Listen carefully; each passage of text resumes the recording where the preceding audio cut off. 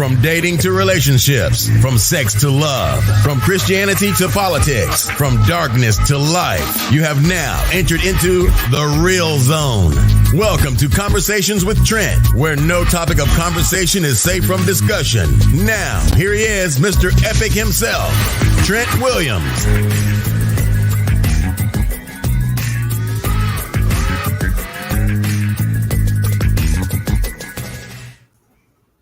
What's going on? What's going on? What's going on, beautiful people? Welcome to another podcast on B2G Unity TV. That's the Beautiful Butterfly and Taylor Kennedy Media combined for better TV together.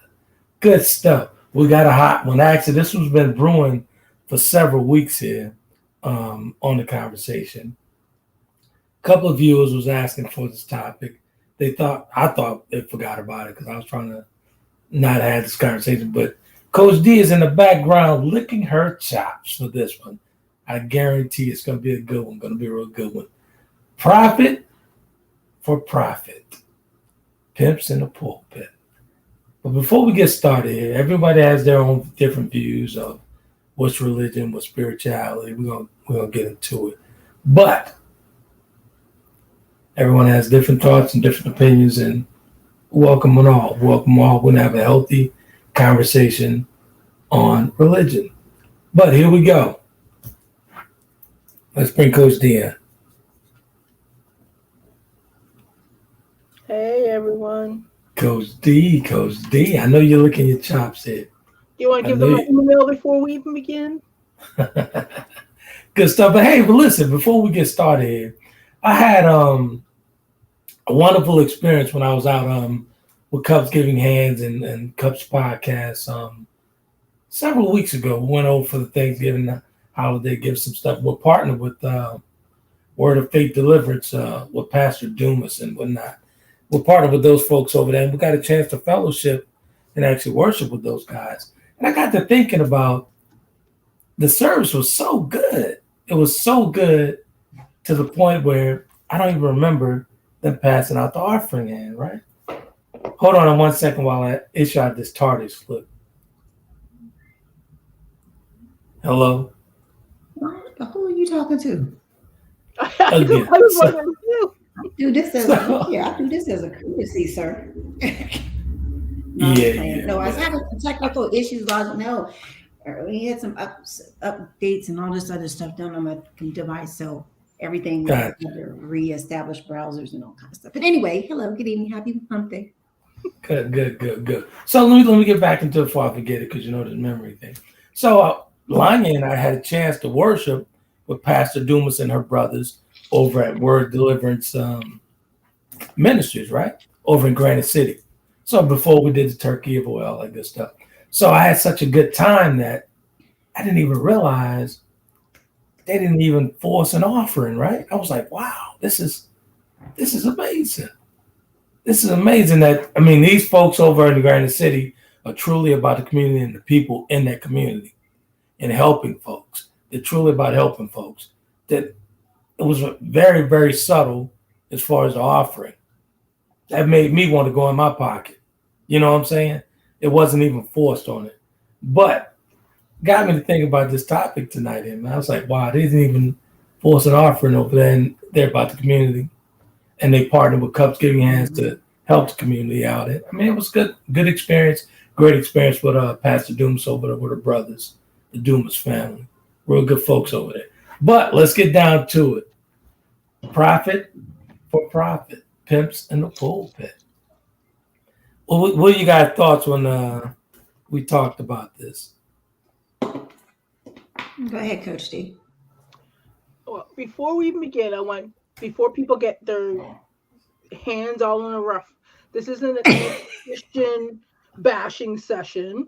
This is about religion and the profit side of religion and what it really isn't. And because I know people now, there's like, oh, we're Christians, we're so oppressed. We're not oppressed.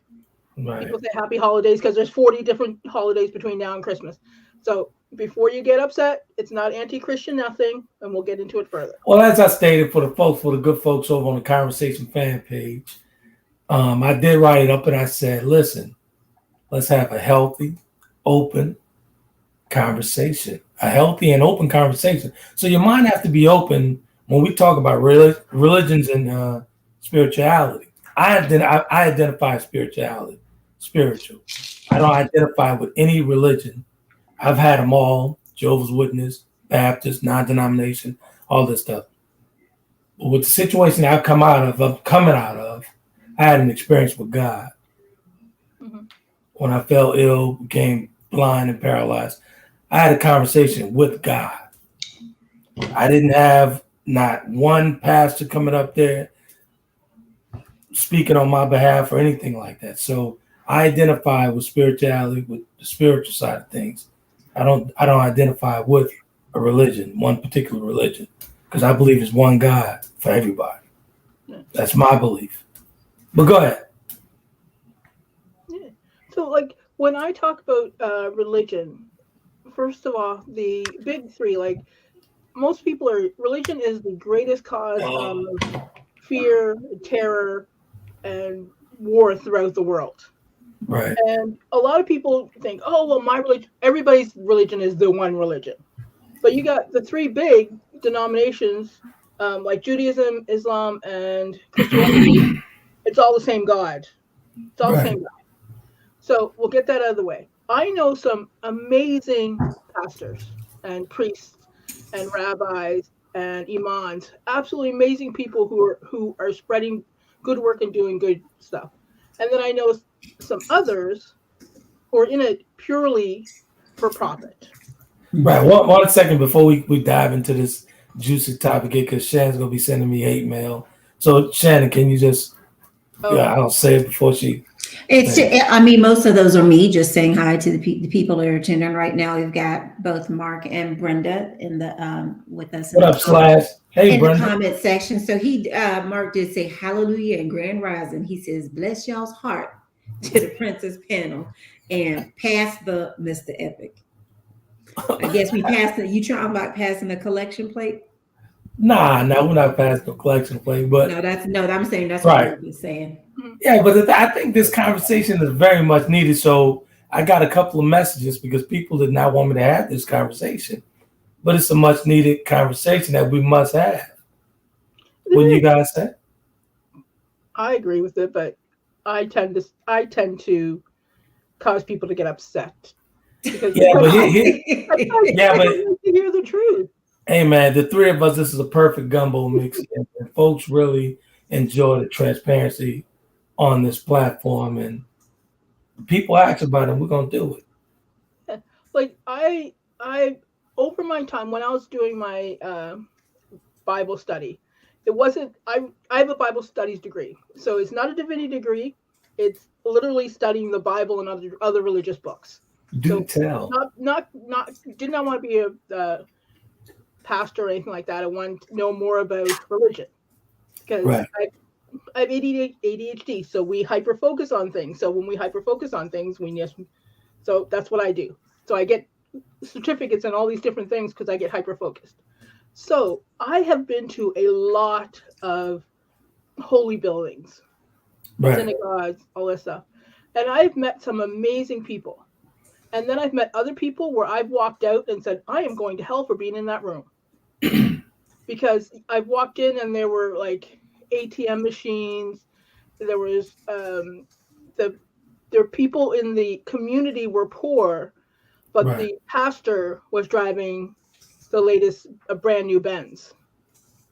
And the first lady had a matching Benz. But the people in the church were having trouble feeding themselves. Right. And people were getting their lights cut off. Right. And there's like 3 offerings during the service. And here's the thing, though. Here's the thing. Shame. What? Not to cut you off. Here's the thing. Let's talk about tithes and offering for a second here. Now, before anybody start attacking me, I'm about that life with that Bible. I'm very fluent with that Bible. But my point is, why people are still preaching from well, they refuse to preach or do sermons on the Old Testament, right? So when we talk about tithes and offering, that's an Old Testament. We're in the New Covenant if we're going by the Bible. in the book of Malachi, it talks about the tithes and offering. Talks about tithes and offering. So we're in the new covenant if we're going by the Bible. So why folks don't even preach on the book of Malachi? I'm kind of confused on these tithes and offerings these people are talking about when we're in the New Testament. But go ahead. Oh, I wasn't even going to get into that because that's a whole big mess. Oh, I'm about that life. Because most people forget that tithes and offerings about who was taking care of the church, and there's supposed to be a break every 7 years. But I have yet to go to a church where they actually take that break every 7 years from tithes and offerings. So you know exactly, you know the scripture I'm speaking of, right? Mm-hmm. So here's the thing, I look at the community around the church and what the church is doing with their community, and that is the biggest judge of what is going on. And for instance, like, remember they had the flood and Joel Osteen basically had to be shamed into opening his church up? I remember that. And like, man, millions, it's a mega church, and like had to be shamed into opening a church up. And I'm like, I've seen that so many times where there's a crisis in the community, and who is supposed to be out there helping the community sometimes they're the last ones to assist. Exactly. And it's not these small little churches with 50 or 100 people. Those guys are out there hitting the dirt ASAP. Exactly. You know, they're out there. And you got then their followers like the Cajun Navy. As soon as something happened, those guys are out in their boats helping. Exactly. And I tell people, I'm like, if I had to look at Christianity and use the United States as an example, I would just write the United States off, because there's so many people who are following these guys who are not leaders of a religion. They're leaders of this whole prosperity thing, and then they guilt and shame their members who are not as wealthy or not doing well, and saying that you're not blessed because you don't have all this stuff. Mm-hmm. And this is why, honestly, you'll hear me speak on this throughout the night. This is why I'm proud to be partnership with Word Faith Deliverance over in Granite City, because they're about the community. This is the first church I've ever seen had a pantry. They have a food pantry. Mm-hmm. They literally had a food pantry. Oh, there's lots of churches. I was like, you know what? This is someone I want to be connected to. This is someone I want to help. Go ahead. Oh, I was just saying, there's lots of churches have food pantries. Usually, the smaller churches, the mid-sized churches, the ones more connected to the community. Right. But here's the thing: if and I actually started writing a book on this whole profits for profit thing, because I saw so much harm being made to good people who believe in a faith and believe in the Bible, but because I'll call them charlatans, I don't care what anybody thinks, who come in and say, you're doing miserable and God's not blessing you and you're not going to heaven because you don't have all this stuff. And if you're poor, then it's your fault. And you know what I mean? And I'm like, well, no, the Bible said it's easier for a poor man to get to heaven than a rich man. Like you should be telling people to give away their money and to help others, not hoard it. And it just seems such a disconnect. So right. Like, why do you hate priests? I'm like, I don't hate ministers and pastors. I just like ones that are fleecing the sheep. Right. So, here's the thing. I had an experience once when I transferred over to Houston when I came back. Came from Michigan. And I started going to this church called Church Without Walls. It's literally called Church Without Walls, right? And I'd be honest with you, it was a model I used to know back in LA. I saw her at Dave and Buster of all places. And she was like, hey, why don't you come worship with us? And I was like, yeah, let me check it out. Whatever. So went over there and I started going to the church and freaking the church, right? And it was cool. That was me coming out of a divorce, all this other stuff. So I was looking and searching for something. So I was going to the church, got some good words out of there and whatnot. So maybe about a month in, I see this helicopter coming into the church grounds, right? Mm-hmm. It's the pastor landing the helicopter because he's going to these different church services. He had multiple churches around the city of Houston, right? They travel by helicopter? by helicopter because of traffic. So it's efficient. So I'm looking at this. I'm like, well, I'll be damned. Mm-hmm. Sister Johnson probably struggling to pay a light bill. Mm-hmm. And this dude landed a helicopter coming to the 10 a.m. service. Mm-hmm. I was done with church. I was done with that church. Yeah. It was a feel-good church. And then at that time I was going through stuff, coming out of divorce, all this other good stuff. And I was going there supporting my friend, who I hadn't seen in a ton of years. And I'm like, I couldn't believe I was like mind blown that this dude was landing his helicopter because of Houston traffic. Mm. Blew my mind. While Sister Johnson probably looking to pay the light bill, mortgage is gone, all this stuff. Yeah. But go ahead, I'm sorry. No, you're right, because and you'll see it in all, and it's not just Christianity, it's all religions have their own profits per profit, so to speak. And it's just, when you look at it and you look at the people, and it just makes me angry, because the United States is one of the richest countries in the world. And we have churches are bringing in mega money the churches own. And yet we still have people who are homeless. Kids who go to school hungry. I'm like, we're so focused on the wrong things at times. Like, I was at one church, and it was the first time I've been in a church, and I was like, this is a nice place. They took an offering up, and the offering up was for a lady who was sick in the hospital and had 4 kids, and her husband had to quit his job because one of the kids was special needs. Mm-hmm. And they were raising money to give to this family until the mother could get out of the hospital and go back to work. Right. And I was like, see, I will give you money for that. You can have all my money. And I don't. Whenever I give to a church, I've never used, I hated using numbered envelopes. Well, I got a personal story with this one. I remember in university, the pastor got upset with me. He's like, how come you don't use the envelopes you give you? I said, because I pay taxes on it, and I don't believe that the right hand should know what the left hand's doing. I give my money freely. Right.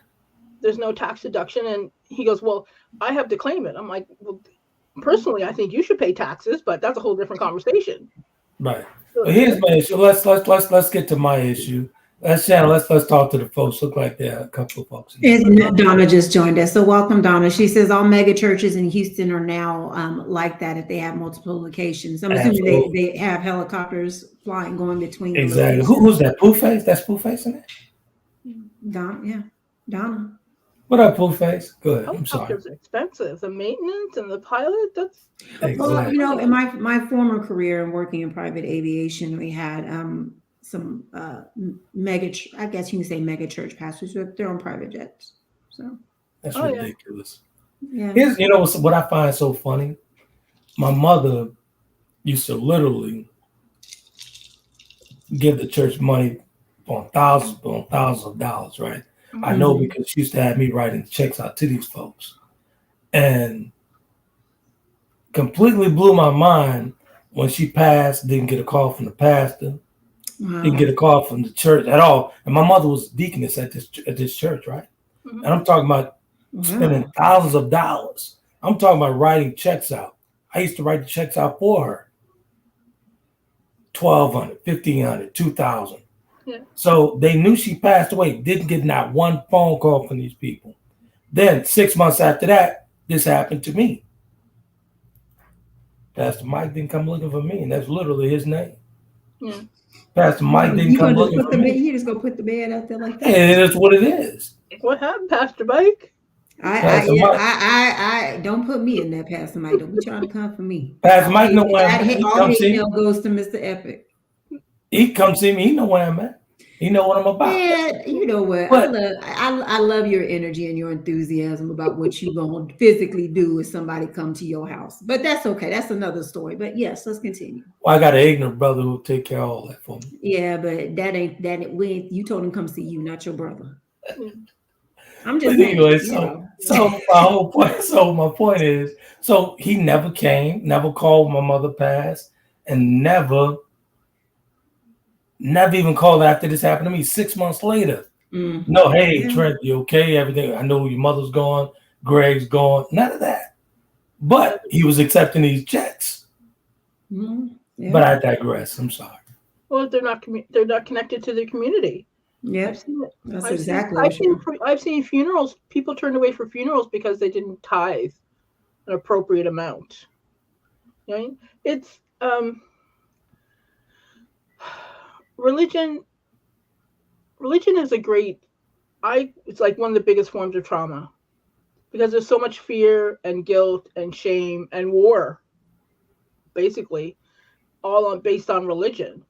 And sometimes I see people, and I do, like, me and Xavier will feed the homeless, and we'll come across different Christian groups, and they're like shaming people for being homeless, and like people have mental illness issues. There's veterans who are homeless because they have PTSD and all kinds of stuff going on, and I'm like, and then they'll turn around and be like, well, you need to pull yourself up by your bootstraps. I'm like, well, that's not what the Bible says.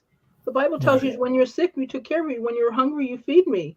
All this stuff. And people are like, well, we don't. I'm like, you don't what? You don't follow the Bible? You go on Sunday and you talk about the Bible and you try to force your religion on everybody else. So you need to do what, walk the walk and talk the talk. Well, let's educate the folks. I'm glad you brought that up. There's a difference between religion and spirituality. Like I said in the opening piece, I identify with spirituality. I identify with being spiritual. That's what I identify with, me personally. But there's totally different thing. Religion is pretty much an organization. Oh, yeah. A structured thing where it's like a production. Religion is like a production. Put on a production. And for those, Slash knows this, puts on a production. That's pretty much what religion is, a production. It's to keep people in line.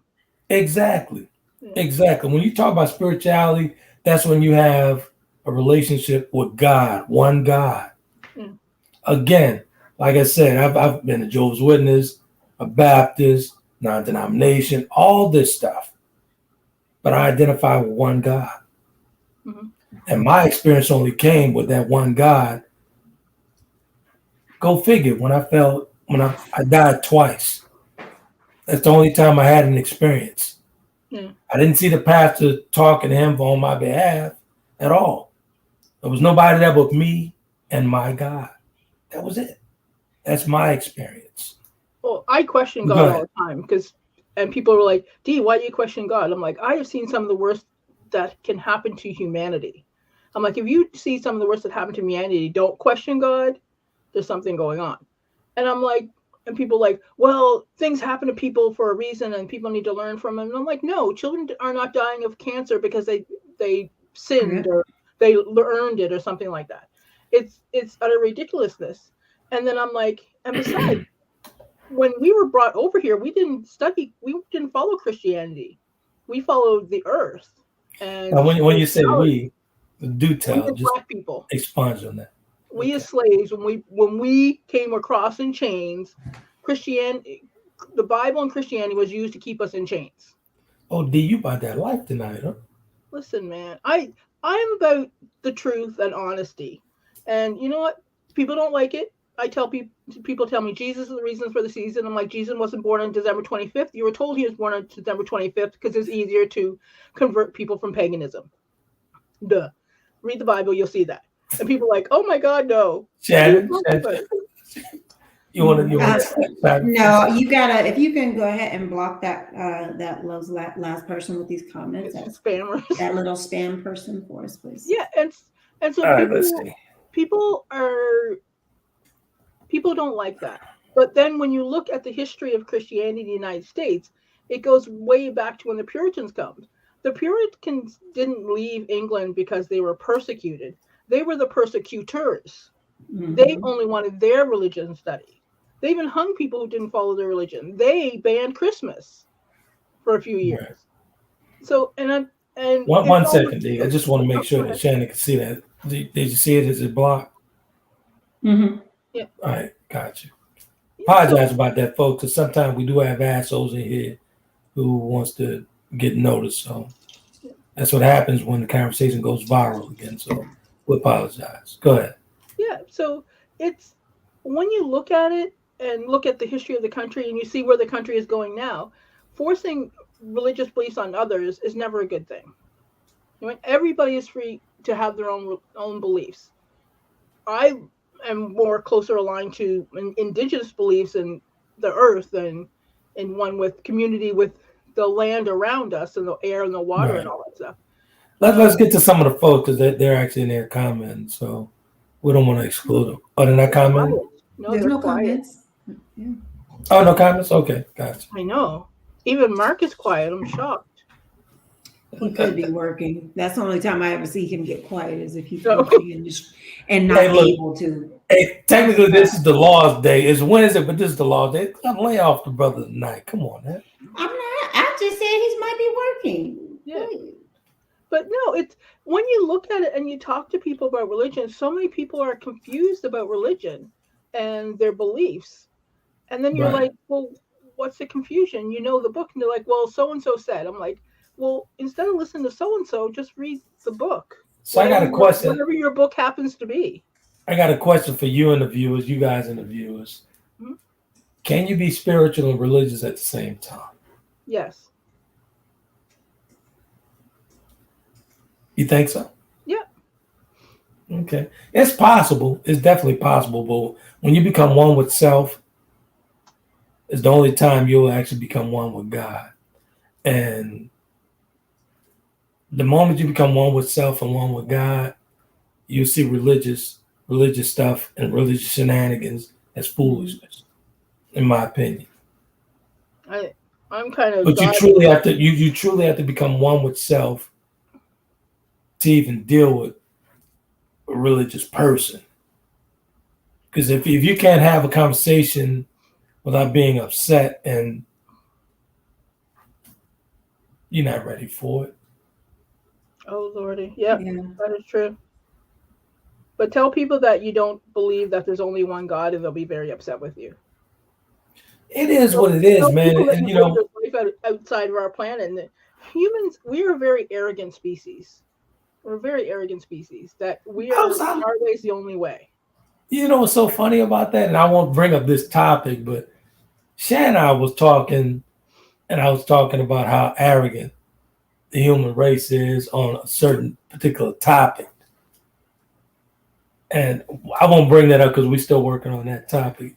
But yeah, I totally agree with you. Humans are not only arrogant, but ignorant at the same time. Oh, yeah. That's a deadly combination. But go ahead. Yeah. But it's true. Like, people think like we're the only species. I'm like, if you've ever looked at through a telescope, the size of the Earth and how we are in the world is micro. We're like a little speck. Right. Like I'm fully believing that there's other species out there. I would be very shocked if we meet them in my lifetime, but because they're probably like driving by Earth going locking the doors because that's like the bad section of the universe. You know, I think these guys are always blowing each other up and constantly arguing, fighting. So, you know. So with it being the holiday season, let's talk about. Oh Lord. Let's talk about your experience. What happened with the girl, with the lady over at Starbucks? Oh, I go to Starbucks. I go get my grande caramel crunch, and I go every morning. Caramel crunch, Raven Frappuccino. Yeah. Oh my God. Okay. Why did I even bring up Starbucks with this one? Anyway, continue. Yeah, I get the same thing. So I say happy holidays because I don't know your religious beliefs. I don't know what holidays you study, you follow. So the lady behind me goes, "It's Christmas. You're supposed to say Merry Christmas." So I turned around because I have not had my coffee yet. And I said, "No, there are dozens of holidays between now and Christmas. I don't know her religion. And Jesus wasn't born on December 25th. And she just looked at me. And I said, "Are you done?" And she's like, "Jesus is the reason for the season." I'm like, "No, he's not. Just go on, right?" And the barista's like, "See you tomorrow, Dee." I'm like, "Yeah, see you tomorrow." But like people get so upset over stuff that is not actually happening. there's no war on Christmas. There's never been a war on Christmas, except when the Puritans shut it down for a couple years.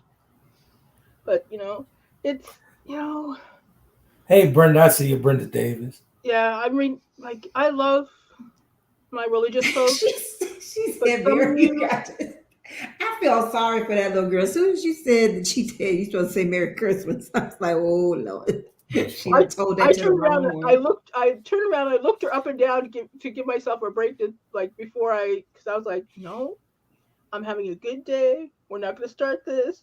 But yeah, I can't see Brenda's comment. Can you tell me what Brenda says? The people that I know that are religious are not very spiritual. They are very judgmental, though. Yes, boom. I would agree with that. I have that same experience, Brenda. Yeah, there's a lot. There's always Sister John sitting on the front row with the peppermints. Oh my goodness.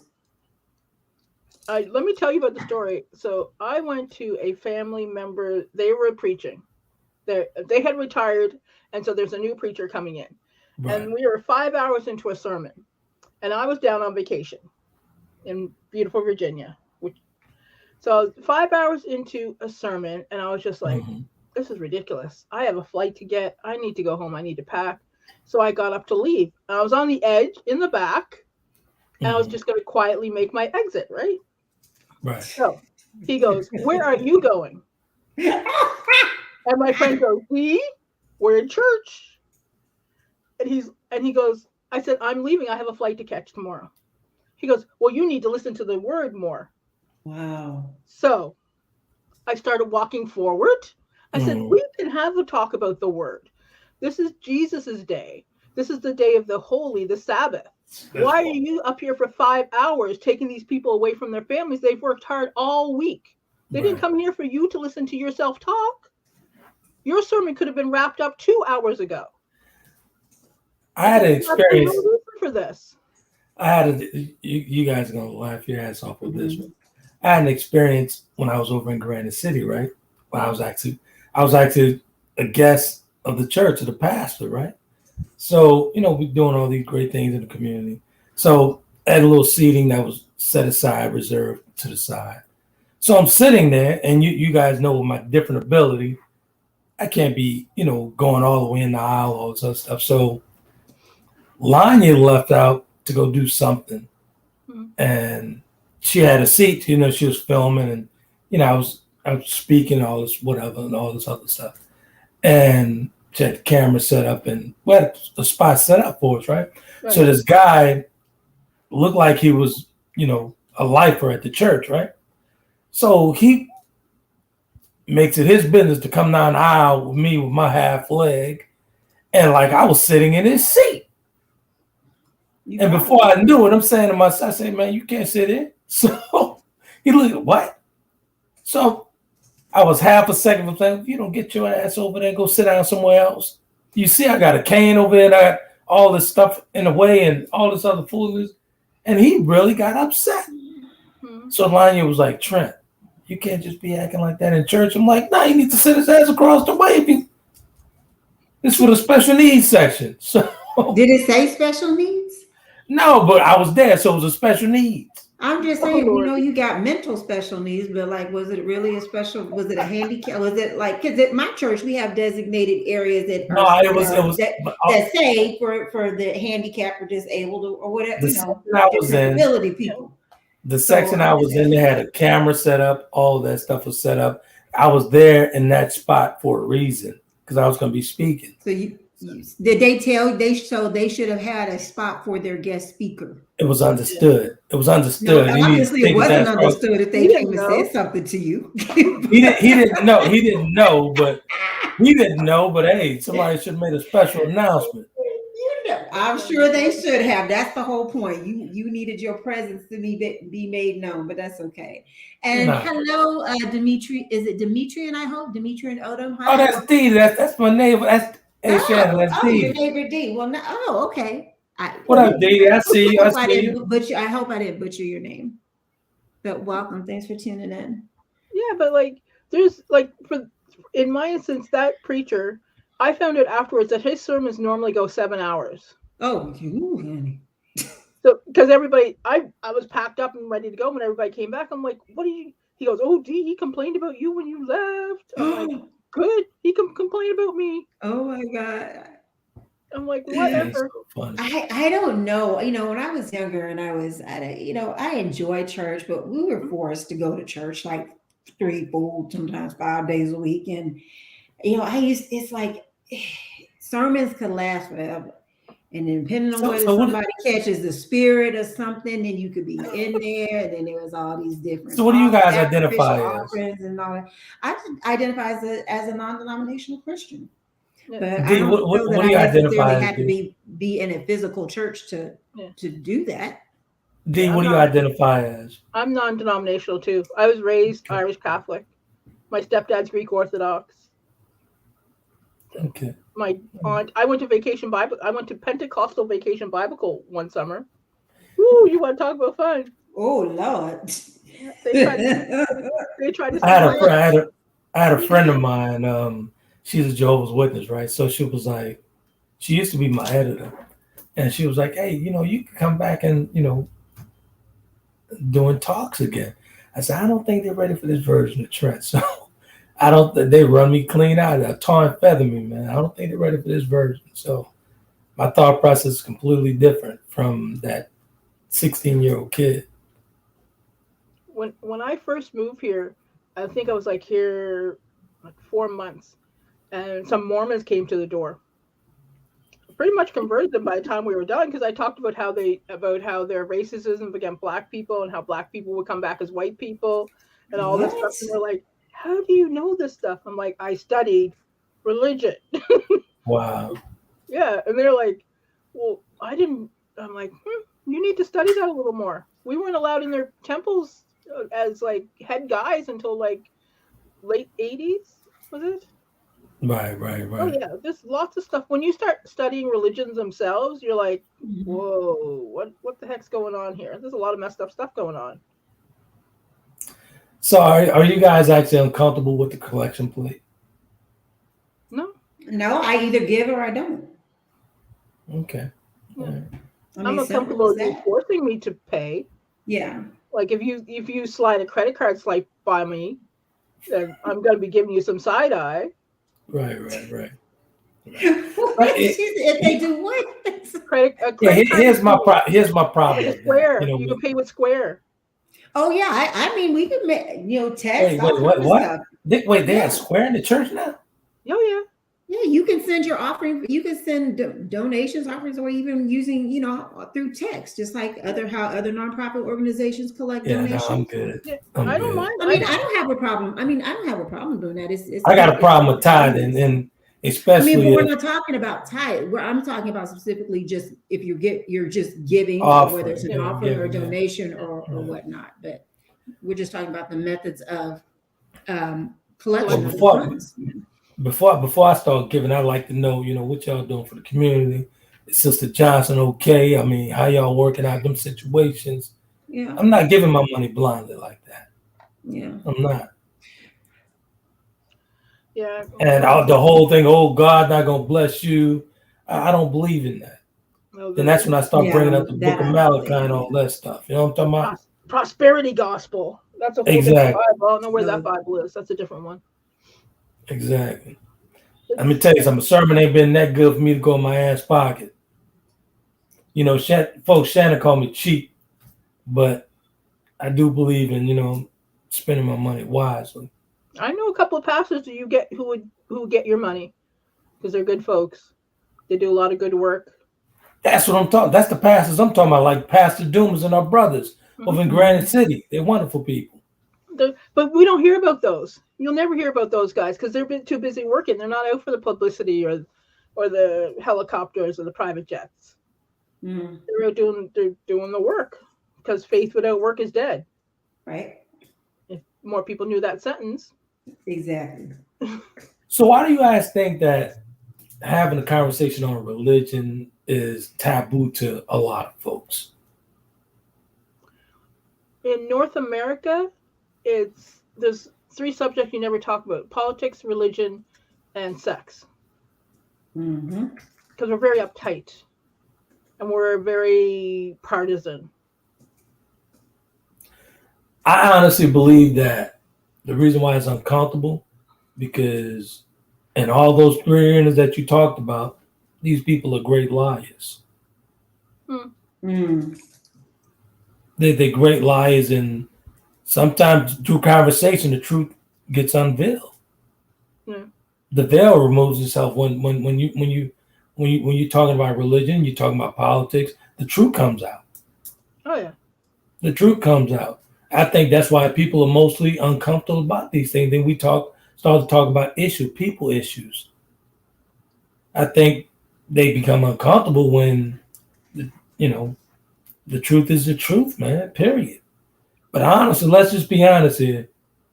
About 50%, more than 50% of pastors, if God came back today, half these niggas would be burning up. There's no hell, so nobody's burning up. You know what I mean? I know what you mean. Yeah, I know. But here's the thing: so many people think their way is the only way, and their way is right. Very true. And you can't have a discussion with them. Like personally, I think religion, North American religion is colonized religion used to oppress people, because North America was built on genocide. I don't care what anybody, we destroyed entire populations of indigenous people. Right.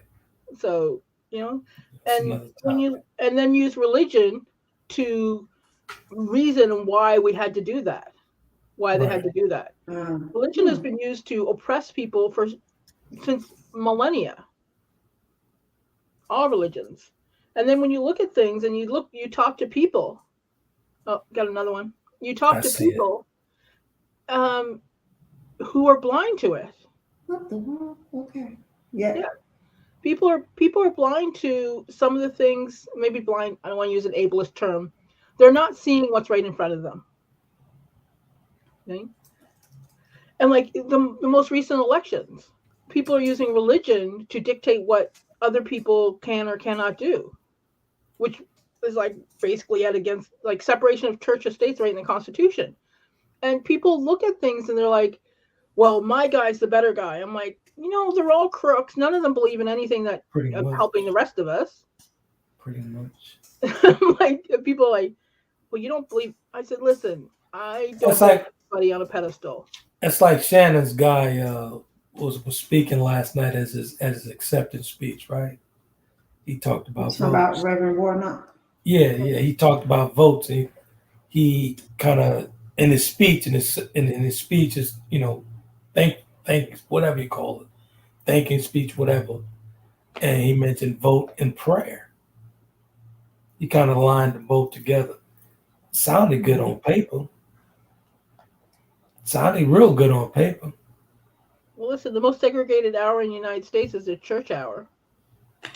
From 10 to 12 what are you criticizing about his speech? I'm not criticizing him. I just don't believe that. What point were you making? Is what my point is. I don't believe that religion should even infuse itself in politics.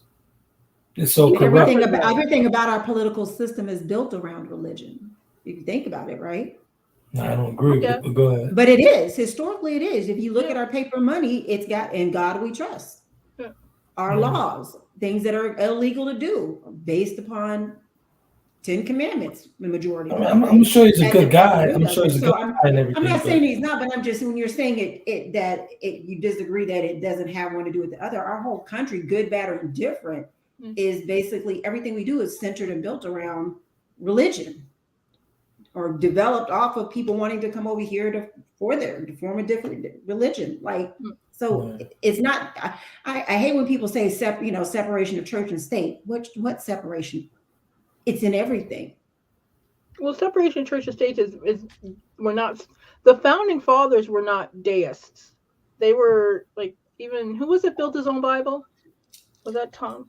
Which one of those? Oh God, they were all slave owners too, by the way.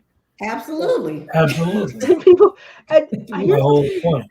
Bible toting, verse quoting, slave owners raping women, having outside children. Yeah. Oh, Lordy, you don't have to look far. Look. I looked at my family history. I have my family history done. So my mother's family is Irish. I can trace that back straight to Ireland. We're from a small island, very easy to do. My father's family, I can trace it back to the plantations. Like our last name is the name of a plantation owner. Right. And people are like, and then I have other people. I had a lady come up. She's like, it says that we're like fourth cousins, or was it fifth cousins? She's like, how are we related? I'm like, oh, your people probably own my people. And she's like, what? I'm like, well, that's the only way you and I could be related.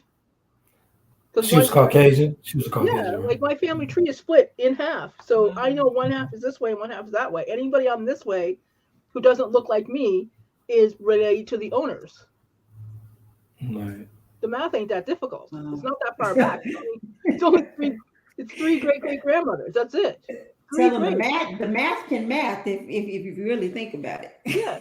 So when people talk about, oh, we're the light on the shining hill, we're this beacon, I'm like, no, we're not. We have a very slushy moral high ground that we like to point fingers at everybody else. And when we point one, the rest are pointing back at us. And so when people talk about religion, I'm like, we don't have religion. We have what's the word I'm thinking of? When you're like speaking, profiting, not a profit. I will come to it. It will come to me after. Proselytizing. Is that it? I don't know. Anyway, so we like to talk, but we don't like to walk the walk at all. We like to force religious beliefs on others. We like in the Bible, we're supposed to be, women should be veiled. Like in other religions, women cover their hair. You see it in some sects of Judaism. You see it in some sects of Christianity. You see it in Islam. But oh my God, if a woman is wearing a hijab, people will lose their ever-loving minds. Right. But it's if we could take the fear and anger and hatred out of religion, it would be beautiful. But that's never going to happen because humans are. Yeah, that'd be the perfect world. But honestly, that's how we control folks. Oh yeah. Mm-hmm. That's how folks are actually controlled. Yeah.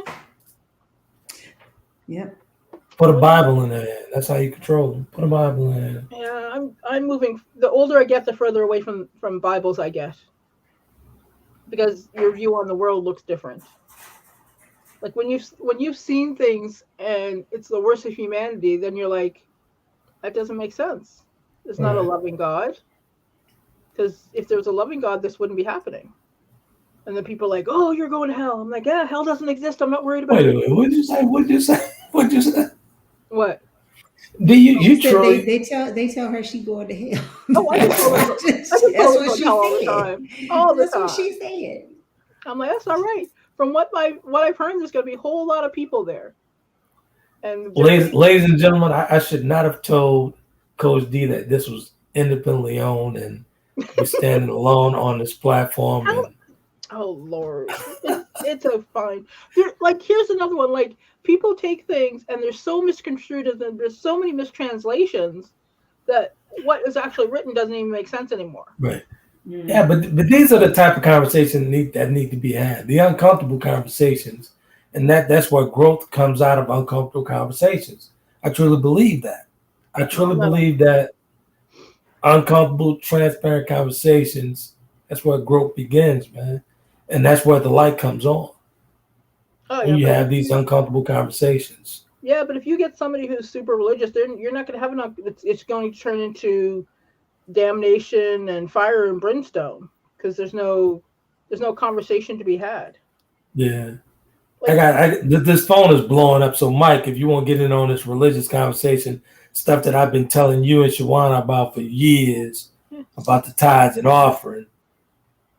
Now, Mike is on the other side of things now, but when I was saying it, they want to tar and feather me, so he's blowing my phone up. So we'll talk later, Mike.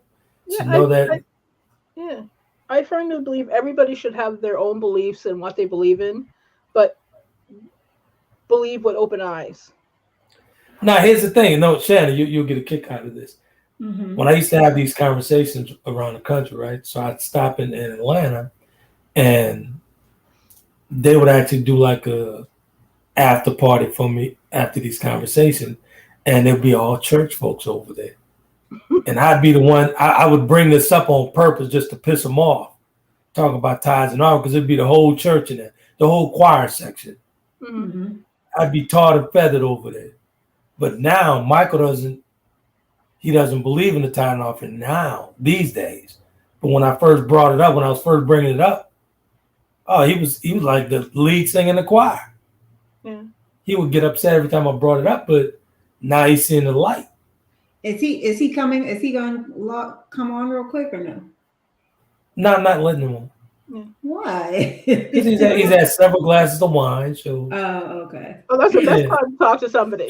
Probably. No, okay. Not with him. So. Yeah, but because people forget, like, if you were to focus on tithes and offerings were to the Levites, priests who were taking care of the church. There's no Levite priests anymore. There should be there should be no tithes and offerings.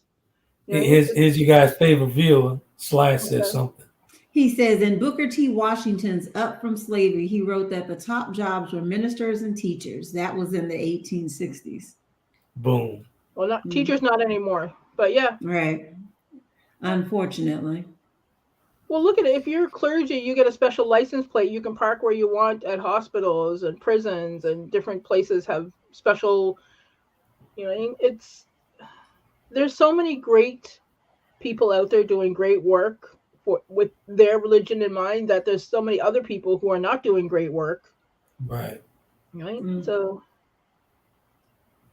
which version of the Bible is your preference? Miss Davis says. I have 5 different versions. I don't have a preference. What did she say? I didn't. She said, which version of the Bible is your preference? And I'll tell you why I don't have a preference, because there's mistranslations in all of them. Some have more books than others. It is, you take what you can from them. And there's so many. Yeah. Yeah. Here's my problem with the King James Version. The guy who actually redid some of that stuff was a homosexual. And not just that, but it's watered down. In my opinion. I'm sorry? The King James Version? Yeah. How's it watered down? I mean, you don't know how many books he took out of there, how many things he added. The King James book has more books than the other Bible, though. Okay, so he added some things. No, he didn't actually. It wasn't him that added books. It was the Protestant Reformation where they took books out. Okay. A lot of people don't realize that. But would you actually agree with me that the King James Version, the guy who had? I would. You're not gonna agree with that? I'm not gonna agree with that. That's cool. Because they all have their own issues. Unless you're reading it in the original ancient Greek, you're not getting it, or the Hebrew, you're not getting a true translation. Okay. Yeah. Fair enough. We'll agree. I told you I have 5 different versions. There's like a pile of them over there. So the guy King James, give me a little background on him. Oh no, we're not going. No. I'm just asking a question. Can you give me some background? Because it's 8:54, and I can't give you a background on King James and biblical Reformation in 5 minutes. Okay. It's like but you know why I'm going with this, right? I know where you're going, and most people get it wrong in the United States because they don't taught it right. Because you're all white. The history is whitewashed, religious-wise. Okay. Like you all think you guys were taught the Puritans were persecuted. They weren't. They were kicked out because they were persecuting others because they wanted only their religion taught. There's a whole war and everything. Okay. All right. Okay. Brendan asked, have you all heard the lost books of the Bible, and have anybody read them? Yes. Who said that? They haven't been lost. They just haven't been put in the most recent translations. Who said that? Brenda. Oh. Yeah. And the Dead Sea Scrolls. But remember, the Bible was written many, many, many, many, many years after Jesus existed. Right. So, and with any stories, there's a lot of alliteration that people take for truth when it's actually alliteration. And there's a lot of things that are written there when there was no scientific knowledge behind it. Like rainbows are a sign that God will not flood the earth again. Rainbows are not a sign that God will flood. Floods happen every year, massive floods, huge floods, thousands of people die, and rainbows happen because of light refraction. I'm gonna ask the question. It wouldn't be me if I didn't ask this question. What? Was Jesus a black man? He was in the Middle East. Okay, no, He says in the Bible he has skin of bronze and hair of gold. That's the part I don't understand. Why people yeah. Right. So the picture of Jesus that we have now was actually the boyfriend of the painter who pretty was much. Yeah. Absolutely. Wait, say that. Who? What? He was the boyfriend of the painter who did the picture that's on in all Baptist church fans around the world. That was the boyfriend's resembled the boyfriend's painter.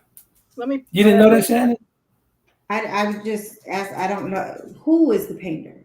Like, what do you say? Who's what boyfriend? What was the guy name? I'm pulling it up now. First page. But what are we? Who is this person you're talking about? Like, what is their? What were you saying about them as far as who they are in relation to this person? In relation to what Jesus, if Jesus was this famous painting that's out there. He was the boyfriend. But which famous painting? Which famous the painting of Jesus, like the white Jesus. There's a ton of those. But the original one, the original. But how do I like? What's okay? I love how you just do a blanket thing. There's like, how am I supposed to know, or anybody listening to us supposed to know which is the original one? I will pull it up for you. Thank you. I'll get the name because I think it's Da Vinci. Because actually, if you go into churches, where is it? Slash saying something very interesting. He says President George W. Bush announces his plan to federally fund faith-based initiatives. Bush proposed that faith-based organizations should assume a greater role in providing social service programs. Now that's interesting. Didn't know all that part. Yeah, it was Leonardo da Vinci, and it was Cesar Borgorio is the model for Jesus in the painting. Oh, the model. Okay. Right. And that was I'm trying to think of what the year was. Now, Mark added programs without breaching the separation of church and state. George Bush should be in jail, but we won't talk about war crimes tonight. That's a whole other conversation. And Americans' love affair with the Saudis when how many of the terrorists on 9/11 were Saudi? Oh, let me think about that again. Was that 13 of them? Yeah. Or was it 14? Mark said Leonardo da Vinci's Last Supper to Michelangelo's Last Judgment in the Sistine Chapel were produced during this period. Yes, thank you. Slash with the research. Yeah, because so is that the model, the one that's portrayed in? Yeah. Okay, that's who you're referring to. That's what I was referring to. It's supposedly his boyfriend. But if you go to old churches, and when I talk about old churches, I'm like from prior to the 1500s. And if you go to Europe, you'll see them. Turkey, Italy. Jesus looks hugely different. Yeah. Yeah. My stepdad's Greek Orthodox. I grew up with a brown Jesus. Correct me if I'm wrong, but and I think I want to say Brazil somewhere. Prepare to be corrected. Correct me if I'm wrong, but honestly, no, seriously. The image of Jesus is black in most other countries. Except for the ones who were highly colonized. Thank you. Because that's why there's such an issue now with the pyramids, because the failure to acknowledge that people of color could actually build the pyramids through the colonization. Like there's one guy, there was an interview out, and he said, I don't care what color the pharaohs were. And then like 2 minutes before, he said one of them was Nubian. Nubian are black. Like if you look at pyramids and where pyramids are, everybody thinks there's only pyramids. There's pyramids in Sudan. They're not just in Egypt. And then if you look at other places around the world, there are pyramids. It's like there's a show that says that aliens built the pyramids because colonization is so far-fetched and so whitewashed. The fact that they can't believe that black people could actually make these things. Like my stepdad's Greek. He taught me that Greeks learned algebra and math from Africans. And that's what they were taught. And that was like, he's in his 70s. But then when you get over to the United States, well, we don't know how they could have made them and what, it's not possible. And like, whatever, man. That's another topic. Oh yeah, that's a whole other conversation we need to have. Exactly. So we've reached the 8:00 hour here, Central Standard Time, 9:00 for you guys. Oh, the Black Madonna, yeah. Who's that saying something? Mark. Mark. Yeah. What did he say? Oh, he just mentioned the Black Madonna. Yeah. Yeah, because if you look at where the Bible is and where Eden is, and where the center of human creation was, it wouldn't have been blonde hair, blue-eyed people. Mm-hmm. It would have been us. It would have looked more like us. And then people are like, well, Dee, where does the blonde gene come from? I'm like, if you look at the Polynesian Islands, there are black people who naturally have blonde hair. We come in all shapes and colors. One person said we have the Eve gene. We can create anything. We do come in all shapes and colors because two ladies here are light bright, so I sits on a panel with me. So yeah. Well, I'm light bright because my mother's white. That's a whole other conversation. But because we have that's a colorism conversation we need to have as well within the Black community. That would be a really good topic. Yes. That's very good. Why we're more willing to listen to lighter skinned Black people versus our darker skinned, beautiful, melanated sisters and brothers. Right. Why? We need that conversation, sir. Yeah, I'm very glad we had this conversation. I'm very glad we had this conversation on religion. Shann and I, we've been talking about a couple of different topics, and one in particular, I'm just going to bring it up a little bit, see what the people think, what they're thinking about it. We could have a conversation with this one. I want to talk about that whole situation, that Dwayne Wade situation with his kid, and trans and all that stuff. And I really want to hear from some folks about how would they handle that type of situation with that child being so young, and he's so open to doing this in this child. I really want to have that type of conversation. Bring it on. What do you guys think? Yeah, have it. I mean, we already discussed it. I told you to, but I also told you you need to brief with Coach Dee beforehand, because we can have that conversation, but you need to be prepared for what is said. Yeah, right. I don't think you're going to be prepared for what's being said. You're here with me, Coach Dee. I've already had that conversation. Well, so what are y'all saying? Y'all saying that I can't? You guys saying that I can't handle that conversation? What's understood needs not be said. So it's 9:03 or 3 after the hour where I'm at and everybody else is at. So, sir, I think we'd love to have that conversation. You can go ahead and close us out now. Mm-hmm. Whatever. Coach Dee has a son, and I would like to have my late dinner because I had a late work day. I had to drag Mr. Man away from his switch. Yeah. The good stuff. Close our Shann so we can get out.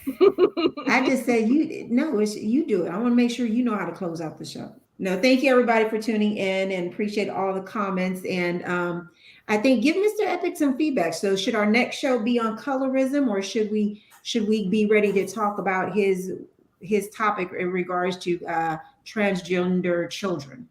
And let's not limit it to just transgender children. Let's talk about children who are trans or on the LGBTQA. Yeah, absolutely. So give us some feedback. What's today? Wednesday. So by we'll know which direction we're going in. So either one of those, I think those are going to be two really good topics either way.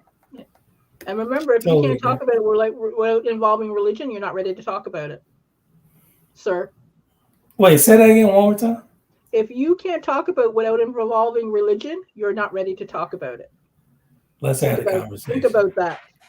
Brenda's last comment was in reference to your question about Dwayne Wade, and she says, "I feel that he does not even know who he is yet." I guess in regards to his son. So if we do that next show, we'll revisit that comment, Brenda. So make sure you tune in. So everyone have a great night. We'll talk to you and see you soon. You guys be happy. Bye. can't leave.